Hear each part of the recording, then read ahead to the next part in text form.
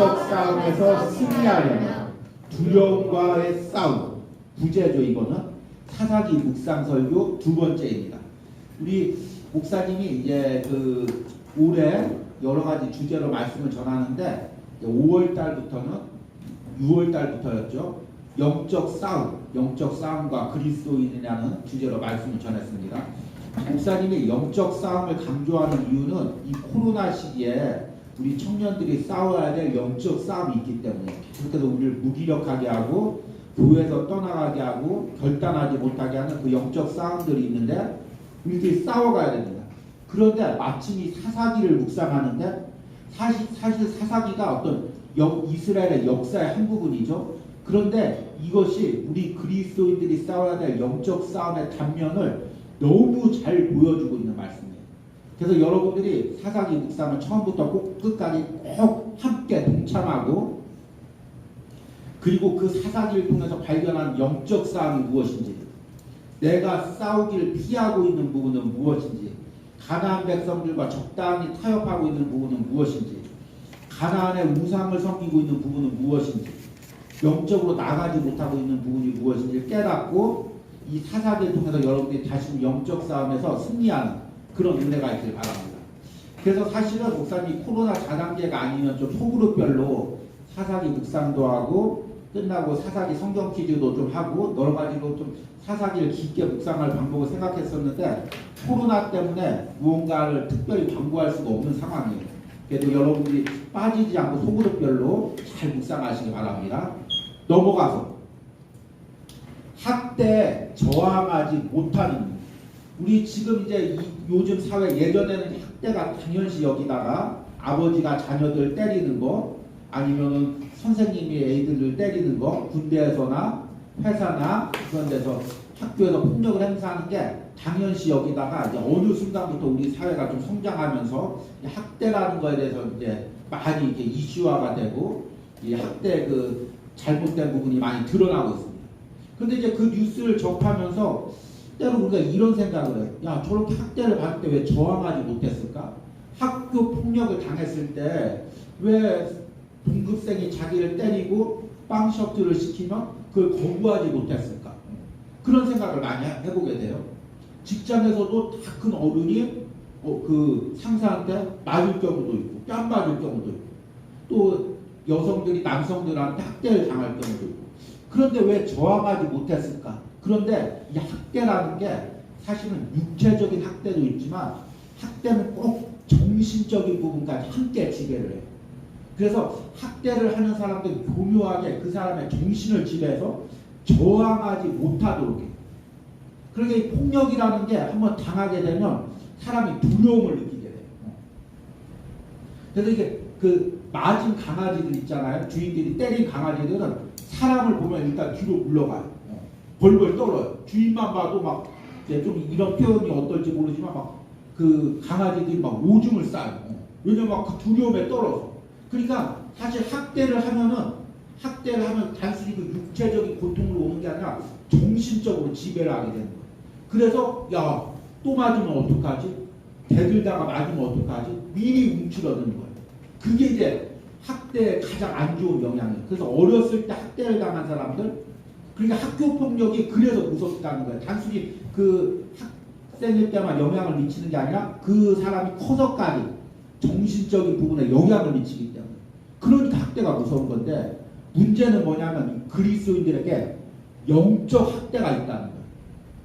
그 굉장히 중요한 부분이에요. 목사님 설교할 때마다 강조하는 건데 사탄이 우리를 흑인 노예 그 쇠사슬로 묶고 끌고 다니듯이 영적으로 우리를 묶어놓는 경우가 있어요. 그래서 사탄이 우리를 영적으로 학대를 해요. 야, 너 세상에서 이렇게 신앙 지키다가 너 가난해진다.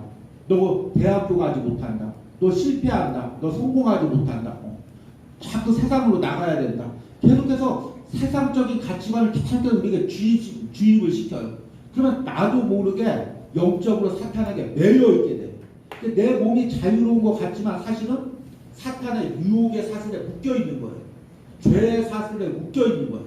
그리고 나서 사탄한테 끌려다니고 있는 거예요. 우리가 사실은 영적으로 건강해 보이지만 영적으로 이렇게 눌려있는 사람들은 그 사탄의 쇠사슬에 자꾸 끌려다니면서 두려움에 끌려다니고 있는 거예요. 우리가 그것들을 끊어버리는 역사가 있어요. 하나님 앞에서 자유함을 누려야 돼요.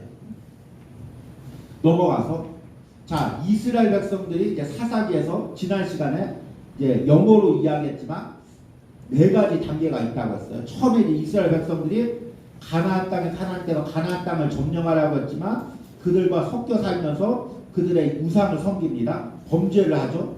그러면 하나님께서 이방 민족들을 들어서 블레셋이나 오늘 말씀처럼 모압처럼 여러 이방 민족들을 들여서 하나님께서 징계를 하십니다. 그러면 이스라엘 백성들은 어떻게 하냐면 부르짖으면서 회개하죠. 하나님 잘못했습니다. 우리가 우상 섬겨서 이런 어려움을 당했습니다. 회개를 합니다. 그러면 하나님께서 구원을 해주시죠. 그럼 구원을 해주시면 끝나는 게 아니라 이제 살만하면 또다시 우상을 섬기죠. 그리고 나서 우상 섬기다가 또 어려움을 당하면 또 하나님께 부르짖고 그러면 또 구원을 하고 이 반복 사이클이 사사기에서 12번이 반복되고 기간으로는 400년이 반복됩니다. 그래서 지난 시간에 정말 신앙의 늪이라고 했죠. 그 늪에 빠져서 벗어나질 못하는 부분. 그런데 지금 우리 청년들도 신앙생활을 하다가 이런 기간이 있어요. 세상에서 분명히 살다가 어려움 당한 하나님, 제가 또 하나님 잊어버렸네요. 예배 빼먹었네요. 다시금 하나님께 회개하고 하나님 도와주세요. 그럼 하나님께서 도와주시면 그리고 조금 살만하면 다시금 예배 빠지고 신앙 버리고 다시 세상으로 나갑니다. 이것을 계속해서 반복해요. 근데 이 굴레에서 이 신앙의 늪에서 빠져나오지 못하는 이유가 뭘까요? 오늘 이제 1번 질문이에요. 주보에. 사사기의 영적 사이클은 무엇이었습니까? 그리고 이스라엘 백성이 이 영적 사이클에서 빠져나오지 못하는 이유는 무엇 때문이었습니까? 내 스스로에게 물어보시길 바랍니다. 내가 계속해서 신앙으로 나갔다가 넘어지고 나갔다 넘어지고 이걸 반복하는 이유가 무엇일까요? 잊어버려서. 잊어버릴 수도 있고. 그렇죠. 잊어버려서. 무엇을 잊어버렸어요? 이 여러 가지 부분이 있지만 사실은 이 영적인 굴레, 늪에서 빠져나오려면 결단을 해야 돼. 결단을 해야 돼. 정말 때로는 내가 어려운 거, 중요한 거 손해볼 각오하고 중요한 거 놓칠 각오하고 하나님 잡으려고 결단을 해야 돼. 근데 이 결단이라는 게 사실 많이 어려워요. 중요한 내가 지금 중요한 모임이 있어요. 회사 나도 중요한 일이 있어요. 이 모임에 빠지면 내가 승진해서 어려움을 당할 수가 있어요. 그리고 주일 예배가 있어요. 항상 갈등을 느껴요. 항상 하나님 앞에 쓴다고 하지만 막상 이 갈등 앞에서 항상 세상을 택해요. 그런데 왜 택하냐면 두렵기 때문에 내가 이 모임 놓치면 어떡하지? 이 시험 놓치면 어떡하지? 그래서 자꾸 우리가 갈등하면서 자꾸 중요한 순간마다 무너지는 거예요. 무너지기를 반복하는 거예요. 그럴 때 정말 우리가 세상 거 포기할 거 포기하고 잃어버릴 거 각오하고 결단을 해야 되는데 결단하기가 두려운 부분들이 있어요. 근데 사사기도 마찬가지예요. 계속해서 이스라엘 백성이 굴레에 있을 때 이방인들과 관계를 끊어버리고 이방인들의 압제에 대해서 맞서고 싸우고 결단을 해야 되는데 그러기가 싫은 거예요. 그런데 영적 싸움을 할 때 여러분 가장 중요한 게 뭐냐면 담대하게 결단하는 거예요. 오늘 이 말씀을 듣고 내가 담대하게 두려움을 이기고 결단해야 될 게 무엇인지를 깨달으시길 바랍니다.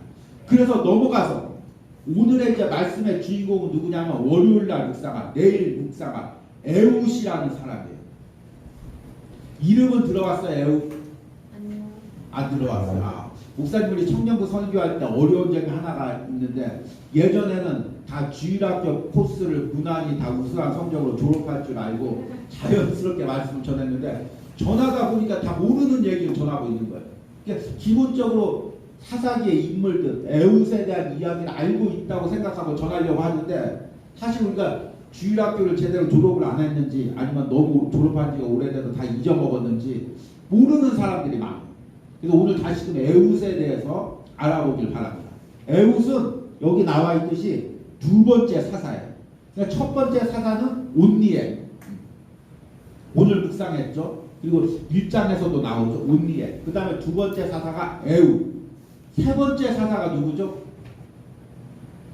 세 번째 사사는 그러니까 3으로 시작되는데 3달. 네 번째 사사는 이번 주에 묵사가 드보라. 네, 그렇게 됩니다. 이어져서 12명 이어집니다. 그리고 마지막으로 이제 삼손이 나오죠. 자, 그런데 이 온니엘하고 에웃은 굉장히 좀 차이가 나는 인물이에요. 뭐가 차이가 나냐면 온니엘은 유다 지파 사람이죠. 에웃은 베냐민 지파 사람이에요.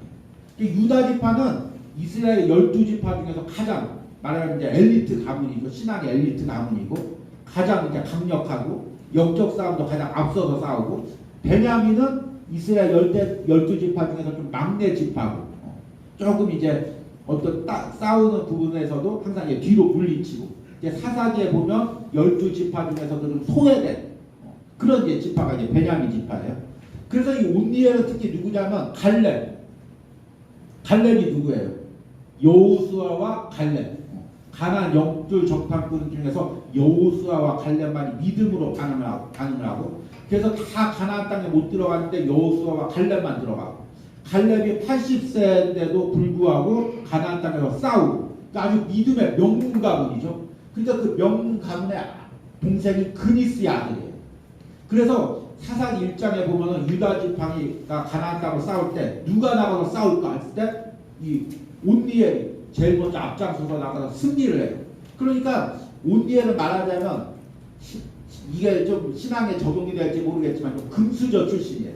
가문도 좋고 아주 그냥 젊었을 때부터 장군으로 훈련되고 전투술도 배우고 아주 훌륭한 인물이에요.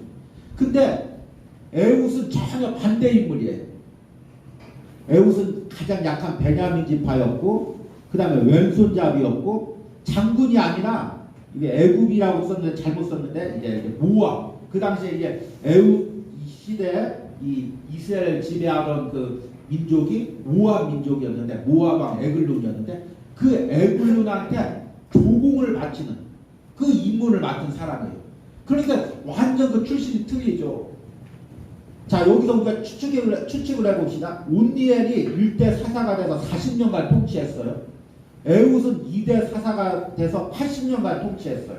왜 온니엘은 40년도 많이 한 거지만 왜 40년을 통치하고 에웃은 80년을 통치했을까? 이 정도 되면 이제 성경에서 여러분들이 묵상을 하는 사람 이 정도는 추리할 줄 알아야 돼요. 모르겠어요? 그러니까 온니엘은 어느 정도 나이가 돼서 한 40세나 50세가 돼서 사사가 돼가지고 40년을 통치해서 80세, 90세 이제 하늘나라 간 거고, 그 다음에 에웃은 한 20대 아주 어린 나이에, 그러니까 어린 젊은 나이에 조공바치는 그런 비천한 신분에서 사사가 된 거죠. 그러니까 이게 둘이 그 위치가 완전 틀려요. 그 온니엘하고 에웃하고 상황이 완전 틀린데, 중요한 게 뭐냐면 성경에 에웃을 이야기할 때 왼손잡이라고 이야기하고 있어요. 근데 왼손잡이라는 게 뭐 굳이 특이한 것도 아닐 텐데 왜 왼손잡이라는 걸 강조했을까? 여기에 이제 오늘 말씀의 핵심이 있어요. 왼손잡이라는 단어예요. 우리 한번 성경을 읽어볼까요? 15절에 같이 한번 읽습니다. 이스라엘 자손이 여호와께 부르짖으매 여호와께서 그들을 위하여 한 구원자를 세우셨으니 그는 곧 베냐민 사람 베라의 아들 왼손잡이 에웃이라. 이스라엘 자손이 그를 통하여 모압 왕 에글론에게 공물을 바칠 때. 성경에 왼손잡이들이 많이 있을 텐데 특별히 이렇게 왼손잡이라고 이렇게 언급을 한 사람이 없거든요. 근데 왜 그랬을까? 이걸 히브리어 원문으로 보면 그 답이 나와요. 한번 봅시다. 목사님 히브리어 원문 청년부 시간에 처음 보여주는 거예요. 한번 읽어보세요. 이게 여러분 한자같이 그 동양 언어는 그 서양 언어는 이제 왼쪽에서부터 오른쪽으로 읽지만 동양 언어는 거꾸로 읽는 거예요. 한자도 거꾸로 읽잖아요. 그래서 이시, 이테르, 야드, 예미노. 이 중에서 아는 단어 있으면 한번. 그렇지? 아마 이럴 줄 알았어요. 이씨가 이샤에게 남자라는 얘기. 영어에서도 맨이라고 할 때는 단순히 남자를 가리키는 것보다 이제 모든 사람 통칭해서 그 사람이었다. 이씨. 이테르가 뭘까요? 제약. 제약. 제약을 받는 거. 이것이 이제 장애를 받는 거. 그렇게 얘기하죠. 그 다음에 야르는 다 써놨구나 목사님이. 손. 그 다음에 예미노는 오른. 그러니까 이 사실은 이제 왼손잡이 에우시라 그게 히브리어 원문을 바로 직역하는 어떤 의미냐면 오른손에 제약을 받는 사람. 에우. 그러니까 이걸 부드럽게 번역하면 오른손에 장애가 있는, 오른손을 사용하지 못하는, 더 심하게 의역하면 오른손이 없는 에우. 그런 의미가 돼요. 그러니까 에웃이 날 때부터 자연스럽게 왼손잡이라는 의미가 아니라 오른손을 사용할 수 없어서 왼손을 사용하는 한다는 의미예요. 그러니까 히브리어 원문에서는 왼손잡이라는 의미가 아니라 오른손을 사용하지 못하는 에웃. 그게 이제 직역이에요, 말하자면. 그러면 에웃이 왜 오른손을 사용하지 못했을까? 여러 가지로 추측을 해볼 수가 있죠. 날 때부터 오른손에 장애가 있든지, 그래서 이제 성경학자들은 그걸 이제 조막손이라고 하죠. 오른손이 이렇게 자라지 못하는 거예요. 그래서 남들보다 짧은 오른손을 가진 그런 의미든지, 아니면 이제 여러 가지 문제 때문에 오른손을 다쳤든지, 아니면은 전쟁을 하다가 오른손이 잘렸든지. 더 심하게 추측을 하면 옛날에 이제 고대 전쟁 때는 전쟁을 하면은 남자 아이들, 그러니까 이제 좀 청년 정도 남자 아이들의 손이나 발을 잘랐어요. 힘줄 같은 거 잘라요. 왜냐하면 이 아이가 커서 우리에게 대항하는 세력이 되지 못하도록 일부러 장애를 만드는 거예요. 이게 에웃이 모압과의 전쟁에서 젊은 나이에 전쟁에 나가서 오른팔이 잘렸든지, 아니면 모압이 쳐들어왔을 때 젊은 아이들의 오른팔로 이제 칼이나 창을 드니까 오른팔로 칼을 못 들도록 오른팔을 잘랐든지, 그런 이제 상황에 빠진 거예요. 근데 이게 추측만 가능한 게 아니라 실제적으로 현대 사회에서도 그렇게 일어나고 있어요. 한번 넘어가 볼게요. 누구예요? 한비야, 지도 밖으로 행군하라. 이 책 읽어본 사람? 한 명 읽었어. 그래서 한 명 읽었구나. 우리 청년들 책 좀 읽읍시다. 이거 좋은 책이에요. 물론 신앙의 서적도 아니지만 이제 제가 알기로는 신앙인인데 굉장히 신앙에도 도움이 되는 책인데, 이 사람이 우리 정원이는 꼭 읽었으면 좋겠어요. 이 사람이 이제 NGO 해가지고 그 여러 가지 그 국제 단체에서 도와주는 그런 역할을 하는 사람인데, 근데 이 사람이 이제 아프리카 시에라리온이라고 하는데, 이 시에라리온은 아주 그 다이아몬드 아프리카의 주 생산지예요. 그래서 이제 다이아몬드가 아주 굉장히 채굴이 되니까 서구의 어떤 그 회사들이 와가지고 그 쟁탈권을 가지고 싸워요. 싸울 때 어떻게 싸우냐면, 시에라리온에 여러 민족들이 있으니까, 아프리카에는 여러 민족들인데 민족 간의 대립이 심하니까 민족 간의 내전을 일으켜서 그것을 통해서 자기의 권리를 이제 채굴하는 거죠. 그래서 이제 아프리카에 보면은 소년병이라고 있습니다. 소년병. 그러니까 어린 나이에, 운유만한 나이에 벌써 애들에게 AK라고 하죠. AK 몇 번이라고 하죠. 갑자기 생각이 안 나는데, AK 소총을 줘가지고 어렸을 때 5살, 6살 때부터 총쏘는 훈련을 시켜요. 그리고 얘네들이 하는 이제 초등학생 되면 이제 박격포 그걸 뭐죠? 그 무반동 그거 들고 다니면서 이제 쏘고, 그 정도로 이제 막 어린 아이들까지 다 내전에 참여하는 그런 상황이에요. 그러니까 한비야가 가서 봤는데 아프리카의 그 다이아몬드를 채굴하고 있는 애들이 손이 없다더라고요. 손이 다 잘려있어요. 너 왜 손 잘렸냐 했더니 상대 종족이 들어와가지고 쳐들어와가지고 어린아이들 손을 다 잘랐다는 거야. 근데 그 어린아이들이 총 들고 싸워서 자기 민족에게 대항하니까 미리 와서 자라기 전에 손을 다 잘라놓는 거야. 얼마나 잔인해. 근데 고대 때는 실제로 전쟁상에서 이런 일들이 발생한 거예요. 그래서 남자들을 죽이거나 죽이지 않으면 손들을 자르거나 다리를 자르거나 전쟁을 못하는 상태로 만들어버리는 거예요. 그러니까 사실은 넘어가서 목사님이 그 부분을 가장 잘 묘사한 그림을 인터넷에서 찾아봤는데, 에웃을 갖다가 이렇게 그린 이제 그림을 찾아냈어요.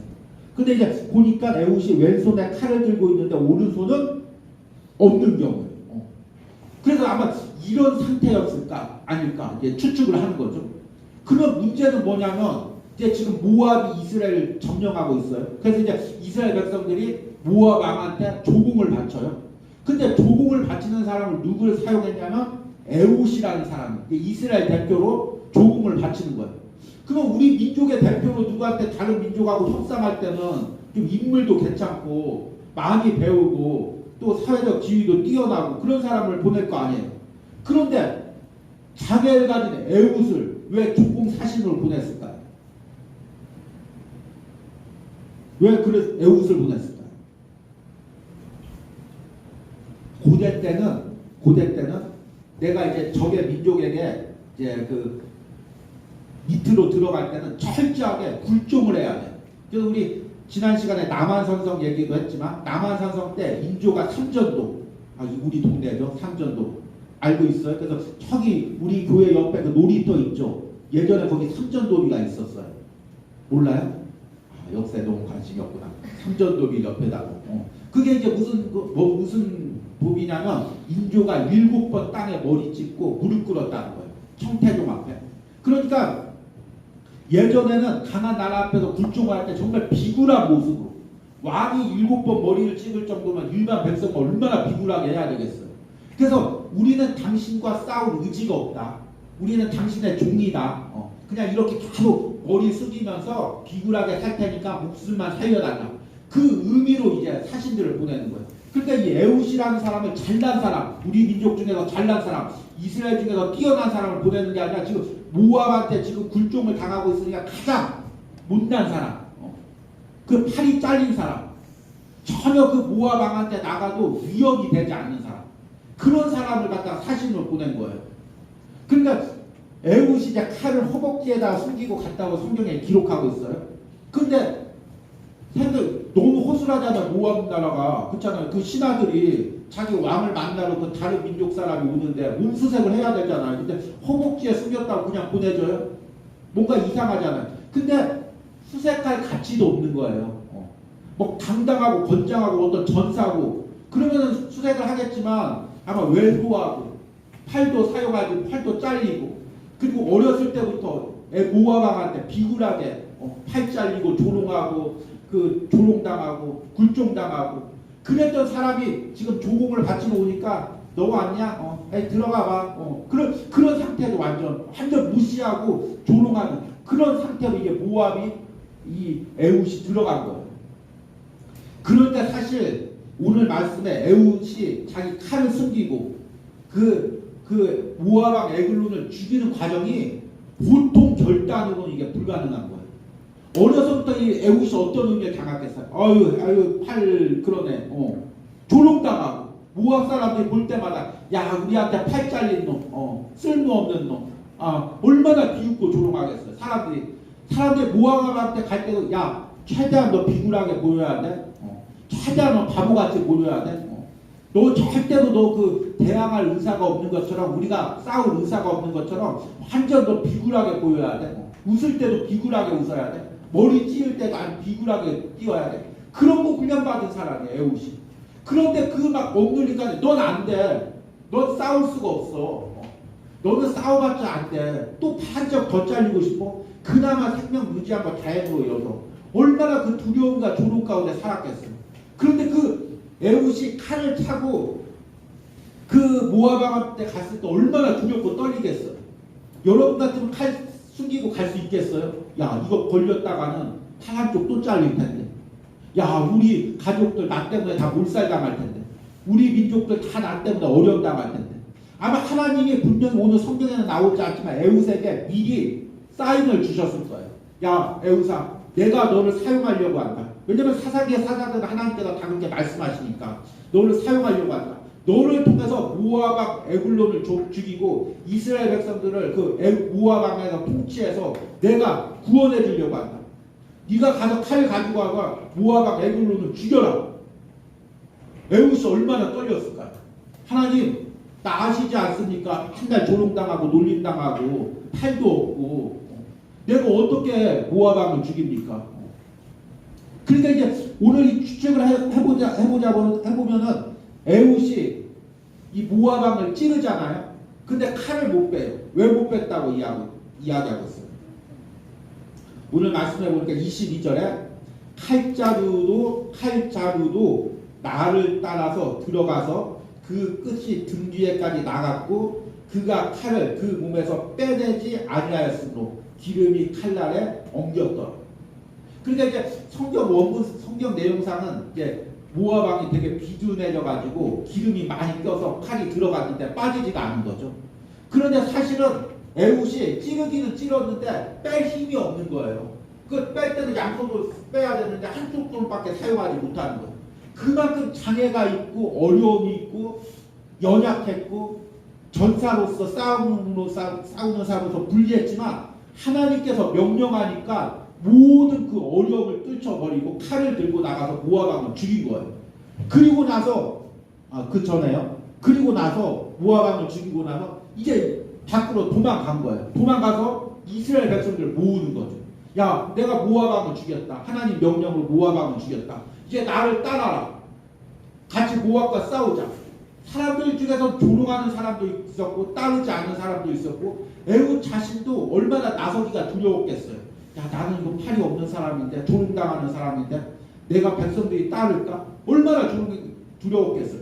이 과정 하나하나 에훗이 칼을 들고 가는 과정, 모압 왕을 죽이는 과정, 군대를 모으는 과정, 그리고 이 에돔과 싸우는 과정, 이 모든 과정 가운데 매 순간 믿음으로 담대하게 결정하지 못하면은 사자가 될 수가 없었어요. 근데 이 에훗이 자신의 연약함에도 불구하고 평생 조롱당했음에도 불구하고 자신의 처지를 알면도 불구하고 담대하게 싸워서 나가서 결국 이스라엘 사사가 되고 80년 동안 이스라엘 통치하는 거예요. 여러분, 이 똑같은 상황이 여러분들 삶에 일어나요. 하나님은 여러분들을 사용하고 싶어요. 그런데 여러분 사용하는데 적당히 가난한 사람들하고 잘 섞일 수 있는 사람, 가난한테 잘 아부할 수 있는 사람, 가난해서 요령 빠르게 이렇게 살았다가 오늘은 하나님 섬기고 내일은 바알신 섬기고 그 다음날은 아세라신 섬기고 다시 돌아와서 하나님 섬기고 적당히 그렇게 사는 사람을 택하는 게 아니라 에훗처럼 연약함에도 불구하고 그곳에서 믿음의 싸움을 싸울 수 있는 사람, 결단할 수 있는 사람, 그 사람을 하나님께서 지금 택하시길 원해요. 그리고 여러분들 직장이나 삶의 장소에서 여러분들에게 매 순간 결단해야 하나님께서 사용하실 수가 있는 거예요. 작은 문제, 칼 들고 가는 하나의 문제, 에훗왕을 모압 왕을 찌르는 문제, 군대를 모으는 문제, 모압과 전쟁하는 부분, 작은 것부터 시작해서 커다란 부분까지 우리가 계속해서 믿음의 싸움을 싸워가야 돼요. 근데 그때마다 사탄이 뭐라고 속삭이냐면, 야, 싸우긴 뭘 싸워? 너 안 되잖아. 너 안 되는 거 남들도 알고 있고 너 자신도 알잖아. 야, 믿음으로 싸워가지고 너 이 성공한 적이 어디 있어? 또 주저앉을 거잖아. 또 포기할 것 같잖아. 넌 안 돼. 계속해서 우리 안에서 속삭이는 거예요. 그 이제 우리의 그 스가랴서에 보면 하나님께서 여호수아라는 대선지자를 세워요. 그 제사장을. 근데 이 제사장이 여호수아가 나가는데 사탄이 여호수아에게 속삭이는 거예요. 야, 네가 제사장이야. 지금 나라도 다 망했는데 너 이렇게 힘든데 그렇게 자꾸 그 대제사장을 참소해요. 그러니까 하나님께서 이 여호수아에게 옷을 벗겨주시고 더러운 옷을 벗겨주시고 새 옷을 입혀주시고 깨끗한 옷을 입혀주시고. 그런데 이런 영적인 싸움이 우리들 안에 똑같이 일어나요. 우리가 싸우려고 할 때마다 나가려고 할 때마다 사탄이 우리 안에 두려움들을 이용해. 자존감을 이용해. 야, 넌 안 돼. 너 싸우면 안 돼. 싸우면 질 거 뻔해. 또 당할 거 뻔해. 또 실패할 거 뻔해. 계속해서 우리를 싸우질 못하게 하는 거예요.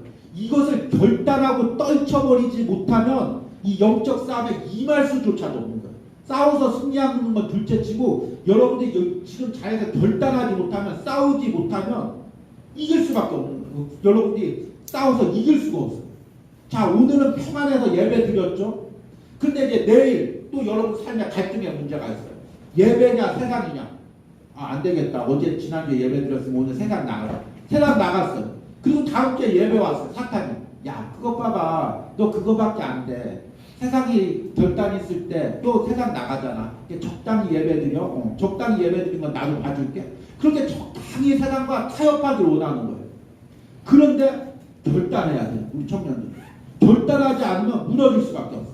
이 사사기의 영적 싸움의 가장 핵심은 무엇이냐면 또 다음 주에 다른 부분을 이야기하겠지만 넘어가서 하나님께서 사람들을 사용해요. 드보라도 사용하고 드보라 밑에 있는 바락도 사용하시고 기드온에 사용하시고 기드온의 300용사도 사용해요. 그런데 이 사사기에서 하나님께서 사용하실 때 가장 주된 내용이 뭐냐면 담대함이에요. 담대함이 있어요. 하나님께서 기드온을 불러요. 야 기드온아, 내가 너를 큰 용사라, 너를 사용하겠다. 기드온이 하나님께서 이스라엘 구원하신 것을 무엇으로 알겠습니까? 두려운 거, 미디안이 두려운 거예요. 하나님 증표를 보여주셨어요. 벌벌 떠는 거예요. 결단하지 못하는, 하나님이 사용하신다고 말해도 싸우기를 두려워하는 거예요. 근데 기드온이 이제 또 믿음으로 결단하고 이제 나가 싸워요. 자, 우리 미디안과 싸워야 되겠다. 10,000명이 모였어요. 야, 너희 두려워 떠는 사람들 돌아가. 그러니까 두려워 떠는 사람이 다 떠나가고 또 전쟁에 준비 안 된 사람이 다 떠나가고 결국에 300명만 남아요. 그러니까 하나님께서 지금 영적 싸움을 할 때 사사기를 통해서 제일 먼저 훈련시키는 건 뭐냐면 담대함이에요. 싸우고자 하는 의지, 열정, 담대함. 가만히 있어봐, 내가 이겨줄게. 그게 아니라 자, 내가 너와 함께 할 테니까 네가 앞에 나가서 싸워라. 먼저 요단강을 밟아라. 적진을 향해서 돌진해라. 하나님 지금 앞에 보이는 게 아무것도 없는데 어떻게 나가요? 나가다가 죽는데 내가 너와 함께 하겠다. 네 뒤에서 너를 밀어주겠다. 너와 역사하겠다. 하나님 뒤에서만 밀어주면 어떻게 앞에서 나가서 대신 싸워줘야 되죠. 그게 아니라 하나님께서는 나와 함께 하시는데 먼저 내가 믿음의 발을 내딛기를 원해요. 하나님 회사에서 역사해 주셔야죠. 아니다. 너는 먼저 회사에서 네가 먼저 결단해라. 하나님 공부할 때 하나님께서 역사해 주셔야 돼. 하나님 먼저 공부할 때 믿음으로 결단하고 공부해라. 하나님께서 먼저 우리가 믿음으로 결단하기를 원하는 거예요. 근데 우리는 가만히 있어서 하나님께서 열어주면, 기적을 베풀어주면 따라가기를 원하죠. 그건 쉽잖아요. 하나님께서 다 열어주시면 그냥 요단강도 열어주시고 홍해도 열어주시고 나는 뒤로 따라가고 여리고성도 가기만 하면 먼저 무너지고. 근데 그게 아니라 하나님은 먼저 요단강을 발로 밟으라고 이야기해요. 여리고성을 향해서 먼저 돌진하라고 이야기해요. 그러면 하나님께서 함께 하신다는 거예요. 지금 여러분 내가 돌진하기를 주저하고 있는 게 무엇입니까? 에웃에게 가장 좋은 방법은 뭐냐면 내가 찌를 필요 없이 어느 날 그냥 모압왕이 그냥 갑자기 극사를 하는 거예요. 그러면 에웃은 저절로 그냥 하나님께서 또 백성들 저절로 따르게 해서 사자가 되고 에웃은 손 놓고 있는데 하나님께서는 저절로 뒤에서 밀어주는 거죠. 좋을까요? 안 좋을까요? 쉽잖아요. 근데 하나님은 그렇게 하기를 원치가 않은 거예요. 야, 네가 칼 들고 가서 네가 찔러라. 네가 죽여라. 네가 승리해라. 하나님 저는 오른손도 못 쓰는데 어떻게 해요? 아니다. 내가 너와 함께한다. 하나님 백성들이 날 따르지 않을 건데 어떻게? 아니다. 내가 너와 함께하신다. 함께한다. 나가서 싸워라. 하나님께서 지금 먼저 우리가 담대하게 영적 싸움에 임하기를 원하는 거예요. 여러분 하나님께서 가나안 민족들을 오늘 생명의 산 말씀이에요. 가나안 민족들을 가나안 땅에 남겨두신 이유를 이야기해요. 넘어가서 오늘 사사기 3장 1절에서 4절 말씀이에요. 한번 교독을 한번 읽겠습니다. 여호와께서 가나안의 모든 전쟁들을 알지 못한 이스라엘 사람들을 시험하려 하시며 이스라엘 자손의 세대 중에 전쟁을 알지 못한 사람들에게 것을 알게 하려 남겨두신 이방 민족들을 블레셋의 5군주들과 모든 가나안 족속과 시돈 족속과 바알 헤르몬 산에서부터 하맛 입구까지 레바논 산에 거주하는 히위 족속이라 남겨두신 이방 민족들로 이스라엘을 시험하사 여호와께서 모세를 통하여 그들의 자손에게 내리시는 명령을 순종한지 알고 따르셨더라. 아멘. 하나님께서 그냥 가나안 땅을 이스라엘 민족들에게 그냥 통째로 주셔서 평안하게 살게 하면 얼마나 좋아요. 영적 싸움도 없고 거기서 하나님 잘 섬기고 예배 잘 드리고 아무런 어려움 없이 그냥 예배 드리고 신앙생활하고. 근데 하나님께서 가나안 땅에 이 가나안 민족들 그대로는 아니지만 강한 민족들 그대로 다 남겨주셨어요. 블레셋도 강하고 히위 족속도 강하고 오늘 말씀해 보니까 헤르몬 산에서 하만 입구까지. 헤르몬 산은 이스라엘 북쪽 영토의 끝을 얘기해. 우리나라 말로 하면 백두산 정도 되겠죠. 하맛 입구는 이제 강 입구인데 우리나라 말로 하면 제주도 정도 되는 거죠. 그러니까 북쪽에서부터 남쪽까지 이스라엘 전 영토에 가나안 민족들, 그 호전적인 가나안 민족들 그대로 남겨뒀어요. 왜요? 거기서 네가 싸우면서 신앙의 훈련, 믿음의 훈련, 시험이라는 것은 테스트죠. 믿음의 성장을 이루라는 거예요. 하나님이 우리 직장 보낼 때 그냥 가만히 있는데 믿음의 사람을 만나면 얼마나 좋아요. 면접하러 딱 갔는데 교회 다녀? 예, 진흙교회 청년부 잘 다니고 있습니다. 리더도 하고 주일학교 교사도 하고 회장도 했습니다. 그래? 내가 어느 교회 장로야. 자네 무조건 합격이야. 들어와. 신앙 좋아. 무조건 우리 직장에서 중책 맡아. 주일이야? 무조건 교회 가. 수요예배 있어. 오늘 교회 갔다 와. 그런 직장 만나면 얼마나 좋을까요? 그런 직장 다니고 있는 사람 청년들 한번 손 들어봐. 없어요? 한 명도 없어? 왜 우리에게 그런 직장을 안 줬을까요? 그러게 왜 그런 직장을 안 주고 이제 힘든 직장을 줘서 믿지 않는 사람한테 고난당하고 예배 드릴 때마다 이 어려움을 당하고 왜 그럴까요? 하나님께서 그곳에서 여러분들이 이스라엘 백성처럼 믿음의 싸움을 싸우기 위해서예요. 그리고 매 순간 하나님이 시험하시는 거예요. 거기서 네가 여기서 믿음으로 싸울 수 있느냐? 여기서 믿음으로 승리할 수 있느냐? 그러면 다음 단계가 있다. 싸우고 끝나는 게 아니라 또 다음 단계가 있어요. 한 단계 위가 있어요. 그럼 거기서 또 믿음의 싸움을 싸워요. 그러면 또 그 다음 단계가 있고. 시험이라는 것은 세상 시험처럼 여기 60점 이상인데 70점 이상인데 합격하면 끝이야. 그게 아니에요. 하늘나라 가는 그 순간까지 끝까지 싸우는 거예요. 매 순간 여러분들이 담대하게 도전해야 될 게 있어요. 담대하게 밟아야 될 성이 있고 밟아야 될 강이 있어요. 자, 이제 말씀을 끝내주면서 이제 중요한 걸 적용해야 돼요. 넘어가서. 내가 뛰어넘어야 할 두려움은 무엇인가? 여러분들이 믿음의 싸움을 싸우려고 할 때마다 사탄은 무엇을 이용하냐면 여러분 안에 있는 두려움을 이용해요. 그 두려움이 뭐냐면 주로 과거의 경험과 연관이 돼 있어요. 목사님 같은 경우는 이제 어렸을 때 자라면서 물질적인 어려움을 좀 많이 당했어요. 이제 정말 비참하게 정말 그 바닥에 떨어질 만큼 가난한 삶도 살아봤고 또 이제 또 건강을 잃어서 정말 건강 잃은 부분들도 굉장히 이제 힘들었던 부분들도 있고 근데 중요하게 믿음으로 결단할 때마다 사탄이 내 안에 두려움을 이용해. 너 그때 돈이 없어서 물질이 없어서 그렇게 고생했지 않느냐? 그거 또 당해보려고 그러냐? 너 그때 건강에 어려움 당해서 그 고생했지 않느냐? 또 당해보려고 하냐? 그때 너 가정에 어려움이 있었잖아. 그 어려움 또 당해보려고 하냐? 사탄이 계속해서 우리 안에 있는 그 두려움을 이용하는 거예요. 너 이번에 믿음으로 결단하려고 해? 그러다 너 이번에 물질에 손해보면 어떡해? 너 직장에서 잘리면 어떡해? 너 옛날에 너희 집 가정 어려웠잖아. 그 가정의 어려움 너 때문에 또 오면 어떡해? 계속해서 사탄이 우리 안에 두려움을 이용해. 그러니까 그 두려움에 주저앉고 그러니까 이스라엘 백성들은 계속 쳇바퀴처럼 도는 거예요. 그 자리에서 믿음으로 결단하려다가 주저앉고 하나님께 기도하고 겨우 일어나려고 하면 또 어려움 당하면 또 주저앉고 그 자리에서 여러분들이 담대하게 두려움을 뛰어넘어야 돼. 번지점프 하듯이 신앙의 번지점프를 하면서 여러분이 뛰어내려야 돼. 이 여자가 번지점프하면 죽을까요? 안 죽을까요? 죽을 수도 있지. 줄이 끊어져서. 그런데 하나님이 시키는 번지점프는 절대로 죽지 않아요. 하나님의 끈은 끊어지지 않아요. 하나님이 붙잡고 있으니까. 하나님께서 여러분들 세상에 던지시는 것 같아요. 왜 하나님 이런 속에 던져놨습니까? 그런데 하나님의 손이 붙잡고 있는 거예요. 믿음으로 여러분이 뛰어내려야 돼요. 믿음으로 여러분이 건너 뛰어야 돼요.